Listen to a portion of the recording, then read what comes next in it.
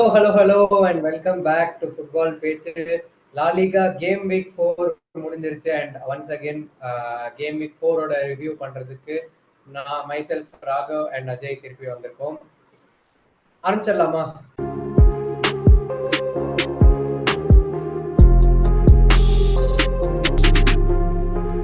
இந்த வீக் வந்து ஒரு பிரில்லியண்டான கேம், பார்சலோனாவோட ஸ்பெக்டாகுலரான ஒரு கேம். 7-0 விக்ட்ரி பார்சலோனாக்கு. 2016க்கு அப்புறம் இதுதான் வந்து Barca's biggest victory in LaLiga. So அதை பற்றி குவிக்காக சொல்லணும்னா, Raphinha man of the match performance once again in my opinion. ஏன்னா 3 goals 2 assists. போன 2 மேட்ச் 3 மேட்சா வந்து கோல்ஸ் அண்ட் அசிஸ்ட் கொடுக்கல, பட் பிரில்லியண்டா பர்ஃபார்ம் பண்ணாரு. அதுக்கு சேர்த்து வச்ச எல்லாம் இந்த மேட்ச்ல வந்து கொடுத்துட்டாரு. 5 goal கான்ட்ரிபியூஷன்ஸ். அண்ட் இந்த கேம் பாத்தீங்கன்னா வந்து ஒரு பிக் அவுட் பண்ண முடியாது.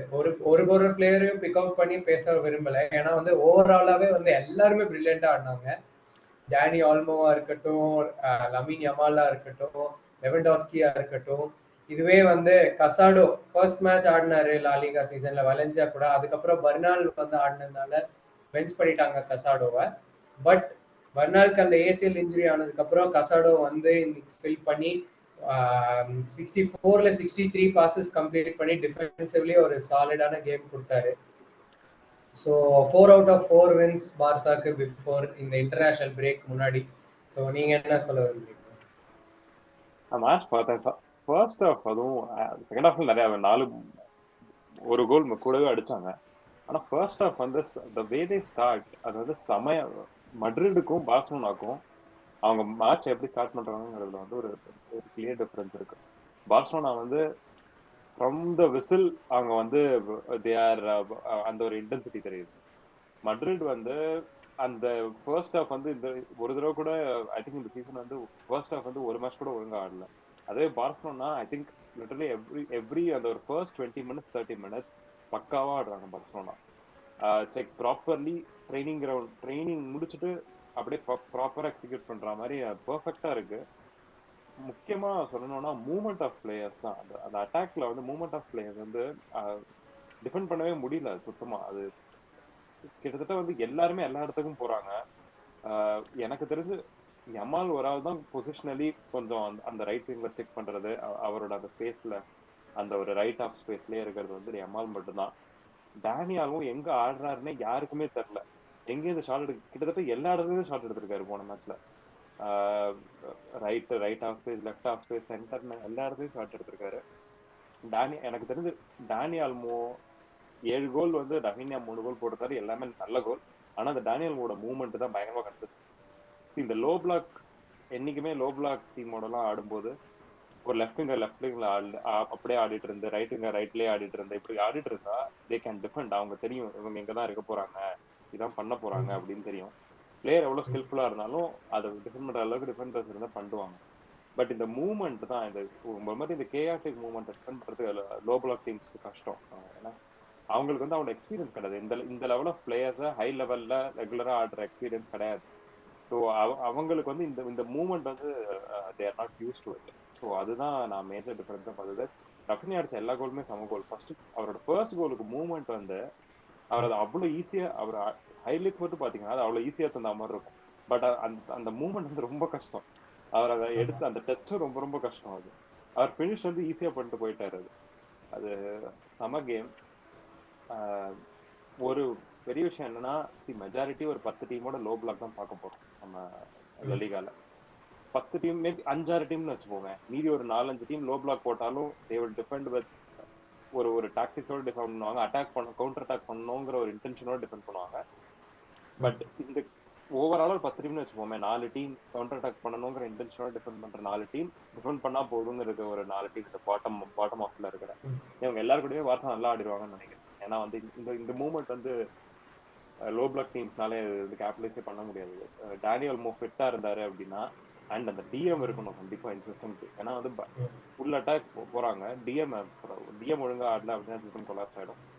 டிஎம் இருக்கணும், டிஎம் ஃபிட்டா இருக்கணும், டேனியல் மோ ஃபிட்டா இருக்கணும். இவங்க 2 பேரும் இருந்தா நிறைய கோல் அடிப்பாங்க.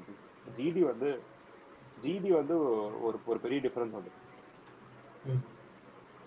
இப்போ டேபிள் பார்த்தீங்கன்னா கூடவே வந்து GD13 GD10 இருக்கு. 13 கோல்ஸ் ஸ்கோர்ட், 3 கோல்ஸ் தான் கன்சீட் பண்ணியிருக்காங்க. ஸோ லேட்டர் ஆன் அந்த டைட்டில் ரேஸ் சூடு பிடிக்கும் போது அது வந்து ஒரு பெரிய ஃபேக்டராக இருக்கும். அப்படியே நம்ம வந்து ரியல் மேட்ரிட் கேமுக்கு போயிடலாம். ஹெட்லைன் நியூஸ் வந்து Kylian Mbappe welcome to La Liga சொல்லி ஒரு 2 கோல் அடிச்சிட்டாரு ஃபைனலி. 4 மேட்ச் வெயிட் பண்ணாரு. பட் ஃபைனலி இந்த கேம்ல வந்து ஸ்கோர் பண்ணிட்டாரு. ஒரு கோல் அண்ட் ஒரு பெனல்டி. அண்ட் எனக்கு ஒரு பாயிண்ட் நான் என்ன எம்ஃபசைஸ் பண்ண விரும்புறேன்னா, எனக்கு தெரிஞ்சு so far Valverde has been Real Madrid's best player. ஏன்னா டிஃபென்சிவ்லி பார்த்தீங்கனாலும் சரி, அஃபென்சிவ்லி பார்த்தீங்கனாலும் சரி, ஹீ இஸ் த அந்த ஹார்ட் ஒர்க் பண்றது வந்து Valverde I can see the difference. ஏன்னா அந்த எம்பாப்பே கோலுக்கும் வந்து ஒரு ஐ திங்க் அந்த ஒரு ஆஃப் சைட் கோல்னு நினைக்கிறேன். அந்த ஒரு பிரில்லியண்டா ஒரு ஃபிளிக் பாஸ் போட்டாரு. அப்புறம் வந்து நிறைய ரொம்ப very good player in my opinion. So இந்த season so far Valverde very impressive. Again Vini வந்து பெனல்ட்டி எம்பாப்பேட்ட கொடுத்து ஒரு ஜெஸ்டர் காமிச்சிருக்காரு. ஸோ இந்த ரியல் மேட்ரிட் கேம் பத்தி என்ன சொல்லுவீங்க? ஃபர்ஸ்ட் ஹாஃப் பார்த்தோன்னா நான் ஃபர்ஸ்டே சொன்ன மாதிரி தான். ஃபர்ஸ்ட் ஹாஃப் வந்து ஸ்டில் எனக்கு அவங்க வந்து ரைட் ஃப்ரம் த கோ ஒழுங்கா ஆடுற மாதிரி எனக்கு தெரியல. விசில்லேருந்து 45 மினிட்ஸ் ஹாஃப் டைம்ல வந்து ஆக்சுவலாக வந்து க்ரௌட் பூ பண்ணாங்க.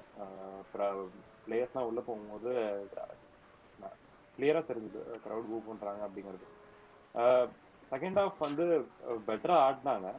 பட் டிஃபரன்ஸ் வந்து என்னன்னா, ரியல் பெட்டிஸை விட பெட்டரா ஆடணுமா அப்படின்னா பெட்டரா ஆடணும். இப்போ அதுதான் கொஸ்டின் அப்படின்னா பெட்டரா தான் ஆடணும்.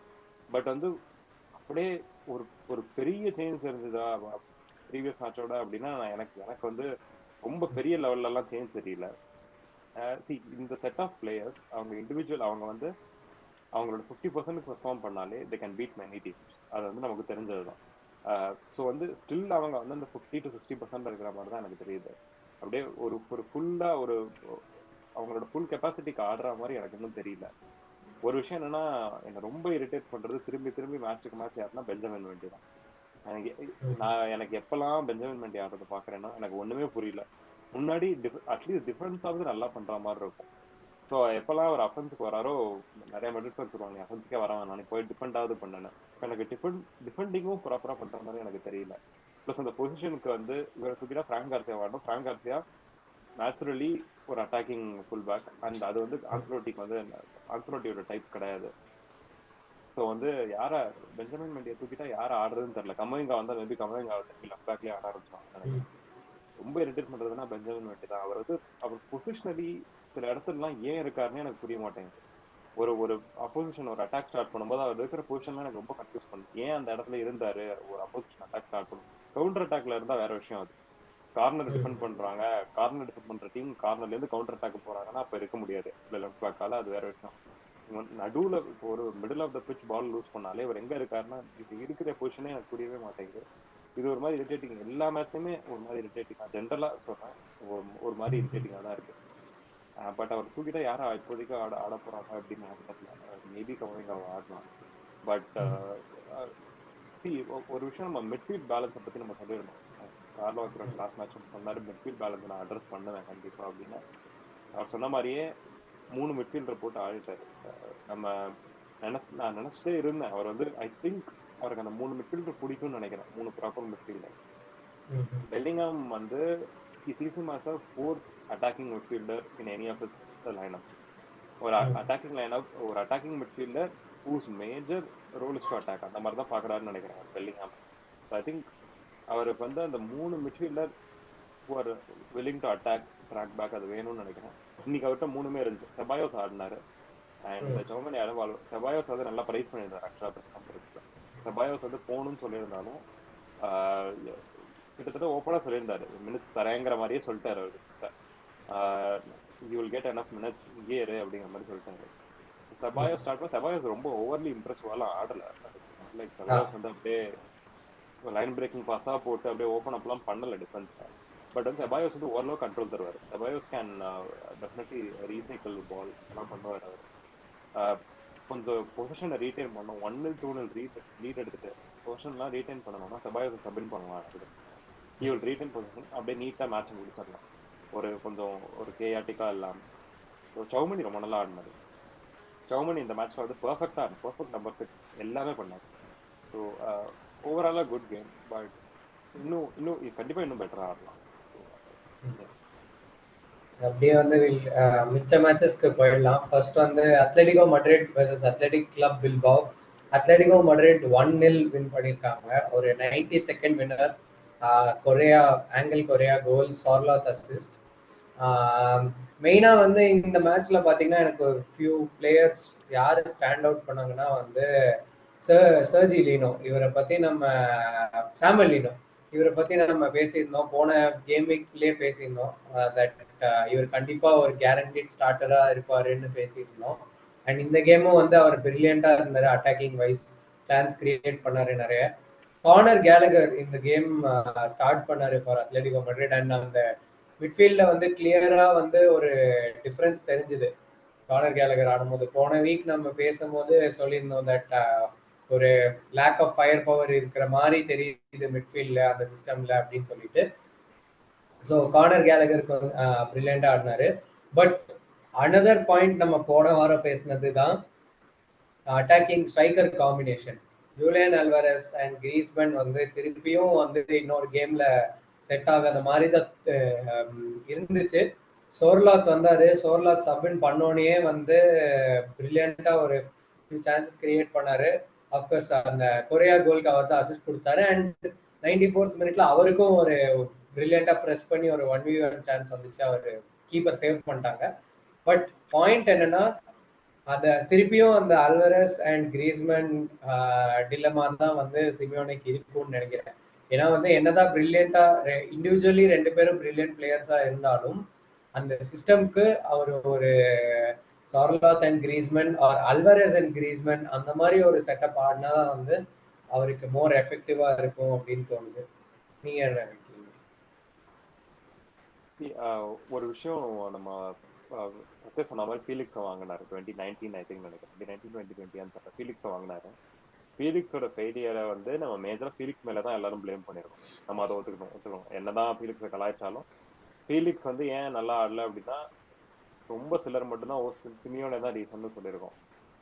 அது ஏன்னா ஃபீலிக்ஸ்க்கு வந்து ஆட்டிடியூட் பிரச்சனைலாம் இருந்திருக்கு, ஏஜென்ட் பிரச்சனை பண்ணியிருக்காரு, ட்ரைனிங்ல பிரச்சனை இருந்திருக்கு, இதெல்லாம் இருந்திருக்கு.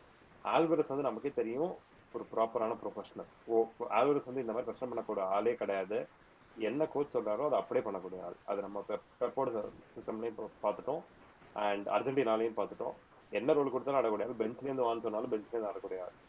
ஸோ ஆல்வரஸ் பெர்ஃபார்ம் பண்ணல அப்படின்னா ஐ திங்க் இந்த தடவை சிமியோனேக்கு தான் பிளேம் போகும். ஏன்னா வந்து ஆல்வரஸ் வந்து காசு கொடுத்து பெரிய காசு கொடுத்து வாங்கியிருக்கோம். ஃபீலிக்ஸ் கொடுத்தாலும் காசு கிடையாது, பட் பெரிய காசு கொடுத்து வாங்கியிருக்காங்க. ஆல்வரஸ் வந்து சிட்டில நல்லா ஆடி பார்த்துட்டோம், வேர்ல்டு கப்ல நல்லா ஆடி பார்த்துட்டோம், அதெல்லாம் பார்த்துட்டோம். ஸோ இந்த மாதிரி ஒரு அட்டாக்கரை வந்து அன்லாக் பண்ணல அப்படின்னா இங்க வந்து பிளேம் கோச்சுக்கு தான் போகணும். ஏன்னா அப்போ வந்து ஒரு ஸ்ட்ரைக்கரை சிஸ்டம்குள்ள கொண்டு வர முடியல அப்படிங்கிற ஒரு தாட் தான் எனக்கு வருது. இன்னொன்னு நான் சொன்னேன் சோர்லாத் ஆல்வரஸ் ஆடலாம், இல்ல சோர்லாத் கிரீஸ்மேன் ஆடலாம் அப்படின்னு. இப்ப என்ன என்ன பிரச்சனை அப்படின்னா இது வந்து நான் சொன்னது கொஞ்சம் ட்ரெடிஷ்னலா திங்கிங்னு வச்சுக்கோங்க. ஏன்னா சோர்லாத் ஒரு பெரிய ஃபார்வர்ட், அதுக்கப்புறம் ஒரு சின்ன செகண்ட் ஸ்ட்ரைக்கர், ஸ்மாலா. இது வந்து ரொம்ப ஓல்டு திங்கிங் ஃபுட்பால் தான்.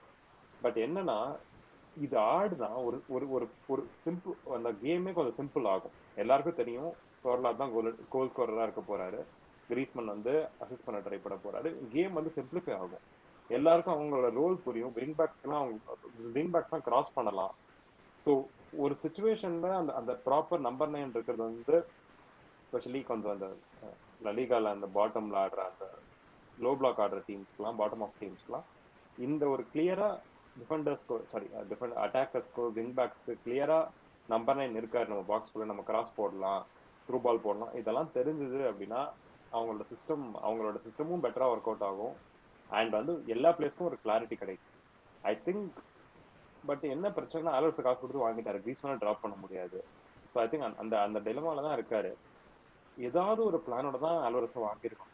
ஆல்வரஸை வந்து இப்படி கிரீஸ்மேனோட பேர் பண்றது கரெக்ட் அப்படிங்கிறது வந்து ஏதோ அவர் வந்து ஏதோ ஒரு பேசிஸ்ல டிசைட் பண்ணி வாங்கியிருக்கணும். மேபி அது ஒர்க் அவுட் ஆகாம இருக்கலாம் இப்போ வர.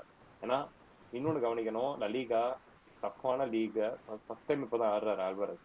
என்னதான் Premier League completely different from Premier League, completely different from Manchester சிட்டியோட சிஸ்டம். சிட்டில அவர் ஆடின சிஸ்டத்துக்கும் இதுக்கும் சம்மந்தமே கிடையாது. ஸோ வந்து ரெண்டுமே டிஃபரெண்ட். ஸோ 4 மேட்ச் ஆச்சு, இன்னும் எத்தனை மேட்ச் அகைன் திருப்பி நாட் நாட் செவன் மீமோட தான் எல்லாம். ஏன்னா அங்க ஒரு ஏன்னா ஆல்வரஸ்க்கு நிறைய பேர் ஹைப் பண்ணியிருக்கோம். ஸோ நாட் நாட் செவன் போன இருந்தா சரிதான். எனக்கு என்னமோ போக போக நல்லா ஆடுவார்னு தோணுது. ஆல்வரஸ்க்கு நல்ல ஃபிட்னஸ் ரெக்கார்டும் இருக்கு, இன்ஜுரி ஆகிற பிளேயர் கிடையாது அவ்வளோ ஈஸியா. ஸோ ஐ திங்க் போக போக நல்லா ஆடுவார்னு வந்து ப்ளஸ் நல்ல ப்ரொஃபஷனல். எனக்கு இந்த மாதிரி பிளேயர்ஸை வந்து என்னைக்குமே சிமியோனை வந்து யூட்டிலைஸ் பண்ணுவாருங்கிற நம்பிக்கை. அப்புறம் ஆங்கல் கோரியாக்கு வந்து ஒரு ஷவுட் அவுட் கொடுத்தே ஆகணும். 10th சீசன் நினைக்கிறேன் ஆங்கல் கோரியாக்கு இது அட்லெட்டிகோ மேட்ரிட்ல. அகெயின் சிமியோனை வந்து பாதி சீசனுக்கு சப் பண்ணாலும் எந்த கம்ப்ளைண்ட்டும் பண்ணாம எதுவும் பண்ணாம அவரோட வேலையை அவர் மட்டும் பார்த்துட்டு இந்த மாதிரி நிறைய கோல் அடிச்சிருக்காரு. இந்த மாதிரி அவர் அடிச்ச கோல் வந்து ஐ திங்க் அடிச்ச கோல் எல்லாமே இப்படிதான் நினைக்கிறேன் சொல்ல போனா. ஏதாவது ஒரு மேட்ச்ல சப்பா வந்து ஒரு கோல் அடிக்கிறது, இல்ல வந்து மத்தவங்க எல்லாம் இன்ஜுரியா இருக்கும் போது வந்து ஒரு பிரேஸ் அடிக்கிறது, இந்த மாதிரியே தான் ஆடிட்டு இருப்பாரு. ஸோ வந்து அவருக்கு வந்து ஷோல்டர் கொடுத்தே ஆகணும். ஐ திங்க் 10th கொக்கேக்கு அப்புறம் இவர் தான் லாங்கஸ்ட் சர்விங்கா இருப்பாருன்னு நினைக்கிறேன் அட்லெட்டிகோ மேட்ரிட்ல. ஸோ அவருக்கு வந்து கிரெடிட்ஸ். அவரை பத்திலாம் நிறைய பேருக்கு தெரியாது outside of LaLiga. So Angel கோரியாக்கு வந்து ஏன்னா அர்ஜென்டினாக்கும் அடிக்கடி ஆடக்கூடிய ஆள் கிடையாது. So shout out him. குயிக்கா நம்ம ஒரு மற்ற மேட்ச்லாம் போயிடலாம். ஜிரோனா மேட்ச் பத்தி நீங்க சொல்லுங்க. ஜிரோனா மேட்ச் வந்து ஜிரோனா வந்து 2-0 வின் பண்ணியிருக்காங்க. வேலண்டின் பார்கோ எல்லாருக்கும் இந்த எஃபிஎல் ஆடுற எல்லாருக்கும் தெரியும். வேலண்டின் பார்கோ வந்து பிரைட்டனுக்கு சைன் பண்ணியிருந்தாங்க. But he has been loaned out, செவியாக்கு வந்திருக்காரு. ஸோ இதுதான் வந்து அவரோட டெபியூ பர்ஃபார்மன்ஸ். அண்ட் என்னதான் செவியா 2 கோல்ஸ்ல தோத்தாலும் அவர் வந்து ஓவரால் கேம்ல வந்து கொஞ்சம் நல்லா இன்வால்வ் ஆகி பிரில்லியண்டா இருந்தாரு. ஜிரோனாவுக்கு பார்த்தீங்கன்னா இவான் மார்டின் ஒரு கோல் அண்ட் டான்ஜுமா. இவர் பத்தி நம்ம போன வாரம் தான் பேசிட்டு இருந்தோம், விலாரியாலுக்கு பேசிட்டு இருந்தோம். பட் விலாரியால் வந்து அவரை ஜிரோனாக்கு லோன் பண்ணிட்டாங்க. ஸோ வந்தாரு, சப்பின் ஆனாரு, கோல் அடிச்சாரு. ஜிரோனாக்கு 2-0 விக்டரி. சாரி, அபெல் ரூயிஸ் கோல் அடிச்சாரு, வந்தாரு, நல்லா பர்ஃபார்ம் பண்ணாரு டான்ஜுமா. 2-0. ஏன்னா பாத்தீங்கன்னா ஜிரோனா வந்து என்னதான் வந்து அவங்க மெஜாரிட்டி பிளேயர்ஸ் சேல் பண்ணியிருந்தாலும் அவங்க வந்து நல்ல ரிப்ளேஸ்மெண்ட் பிளேயர்ஸ் கொண்டு வந்திருக்காங்க. அது வந்து போன ஃபியூ கேம்ஸா வந்து நல்லாவே தெரியுது.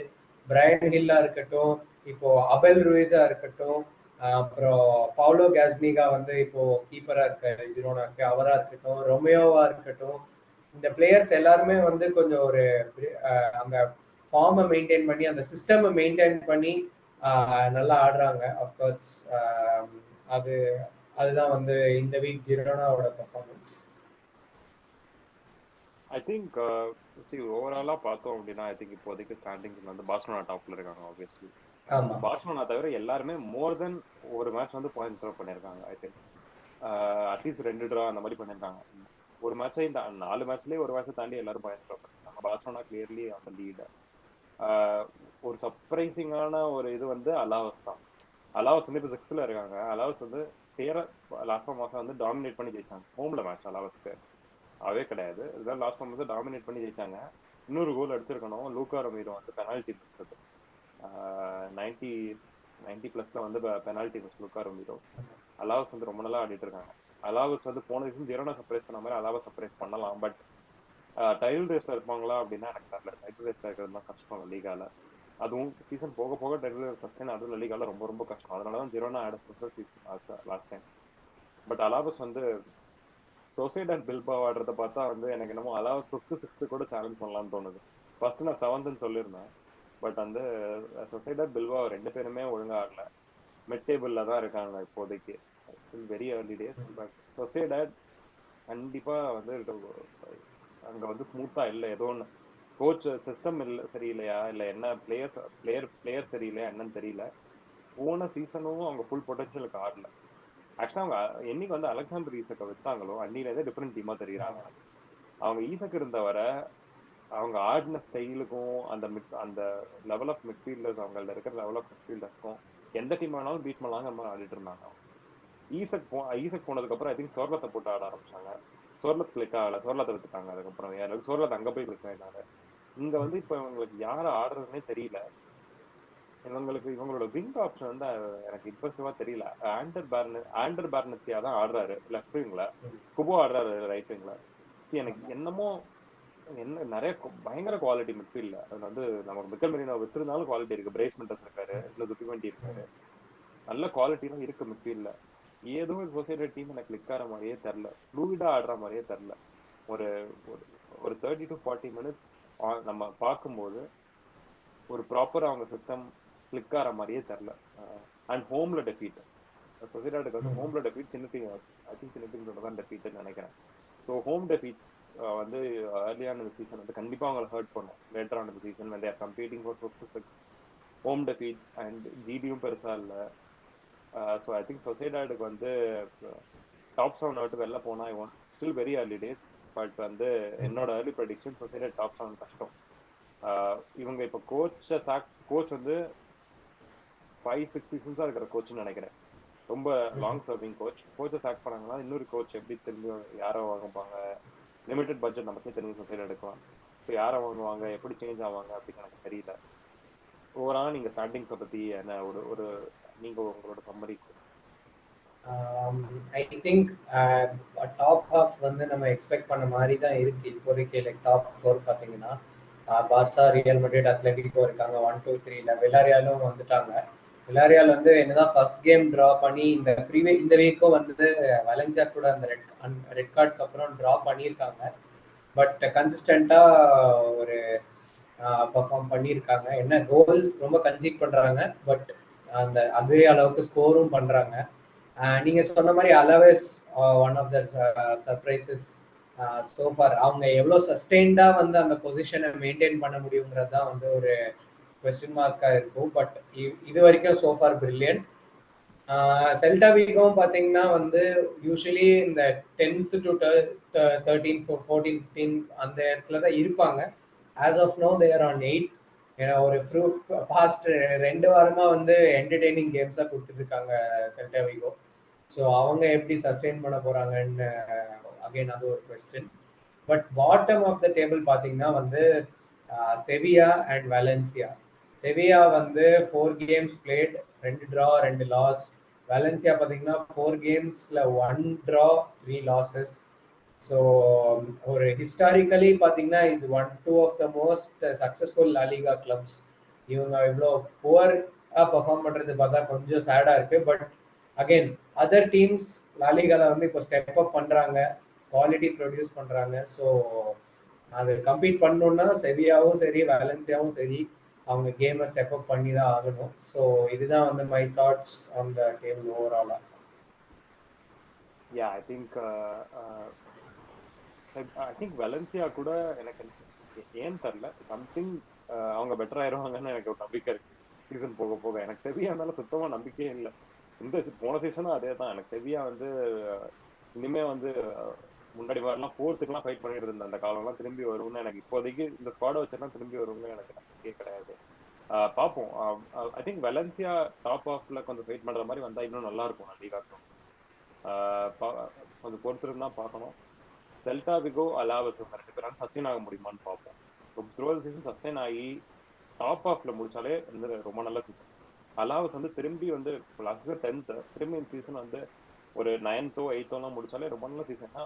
லிமிடெட் பட்ஜெட்ல ஒர்க் பண்ற டீம் அவங்கலாம். ஸோ அவங்களுக்கு வந்து அது பெரிய அச்சீவ்மெண்ட் 8th 9th முடிக்கிறதுலாம். யூரோப்பியன் ஸ்பாட்லாம் கிடைச்சு அப்படின்னா கண்டிப்பா பெரிய பெரிய அச்சீவ்மெண்ட் அவங்களுக்கு அதெல்லாம். ஸோ கொஞ்சம் பொறுமையா பொறுத்திருந்தா பார்க்கணும். ஏன்னா 4 மேட்ச் தான் முடிஞ்சிருக்கு. இன்னும் நிறைய ரெஸ்ட் ஆஃப் சீசன் இருக்கு. டிஃபரன்ஸ் இன் பாயிண்ட்ஸ்லாம் இப்பயே பார்க்க வேணாம். ஒரு பொசிஷனுக்கும் இன்னொரு பொசிஷனுக்கும். ஏன்னா இந்த டிஃபரன்ஸ் இந்த பாயிண்ட்ஸ்லாம் கிறிஸ்மஸ் அப்போ பார்த்தாலே அதுவே வந்து நிறைய பேர் சொல்லுவாங்க. கிறிஸ்மஸ் அப்போ பார்த்தாலே இன்னும் ஹாஃப் சீசன் இருக்குன்னு சொல்லுவாங்க. இன்னும் கிறிஸ்மஸ்க்கு எவ்வளோ டைம் இருக்கு. ஸோ பார்ப்போம். ஹோப்ஃபுல்லி இன்டர்நேஷனல் பிரேக் யாரும் இன்ஜுரி ஆகாம திரும்பி வரணும். எனக்கு அது ஒன்று தான் இன்டர்நேஷனல் பிரேக்ல எந்த கேம் பற்றியும் கவலை கிடையாது அந்த பிரேக்ல. எனக்கு வந்து யாருமே இன்ஜுரி, முக்கியமாக சின்ன டீம்ஸ்க்குலாம் போறதே 2-3 பிளேயர் தான் போவாங்க. அண்ட் அவங்களுக்கு வந்து ரொம்ப இம்பார்ட்டன்ட் பிளேயரா இருப்பாங்க. யாரெல்லாம் இந்த இன்டர்நேஷனல் டீம் ஆட போறாங்களோ அவங்களுக்குலாம் வந்து அந்த பிளேயர்ஸ் இன்ஜுரி ஆகாம வரணும். அதுதான் வந்து எங்களோட விஷ் இந்த இன்டர்நேஷனல் பிரேக். இன்டர்நேஷனல் பிரேக் அப்புறம் திரும்பி சந்திக்கலாம். இதோட இந்த ரிவ்யூ முடிச்சிடும். கண்டிப்பா கமெண்ட்ஸ்ல வந்து உங்களோட பெஸ்ட் கோல் எது, உங்களோட ஃபேவரட் கேம் எது இந்த வீக்கெண்ட் எல்லாமே போடுங்க.